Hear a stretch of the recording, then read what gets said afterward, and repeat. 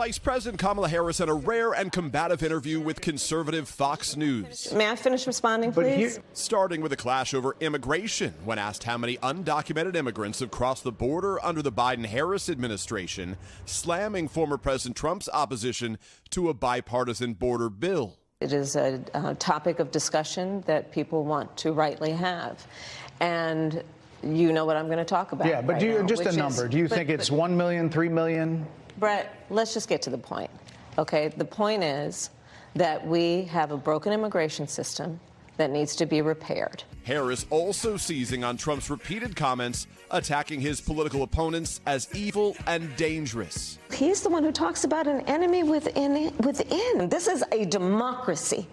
And in a democracy, the President of the United States, in the United States of America, should be willing to be able to handle criticism without saying he'd lock people up for doing it. The former president online insisting the appearance showed Harris is totally incompetent.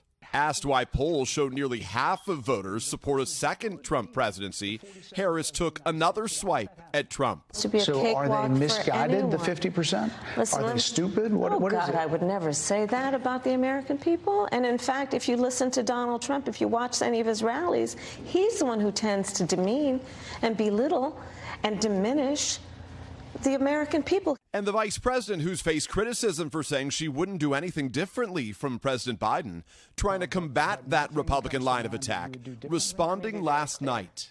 My presidency will not be a continuation of Joe Biden's presidency. I will bring my life experiences, my professional experiences, and fresh and new ideas. I represent a new generation of leadership. So tell us about this strategy, courting maybe undecideds and potentially Republican voters who haven't signed on to Donald Trump yet.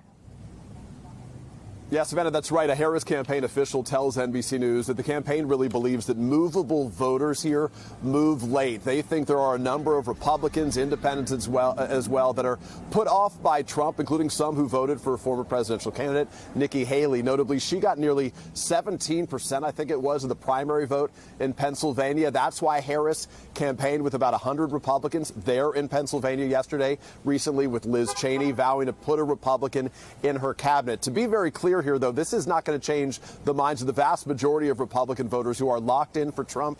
But in our latest NBC News poll, about 9% of Trump voters say they might change their vote. And Harris only needs, obviously, a sliver of those votes in key states like Pennsylvania, here in Wisconsin, where, of course, the margins are so thin. Savannah. All right, Peter, thank you.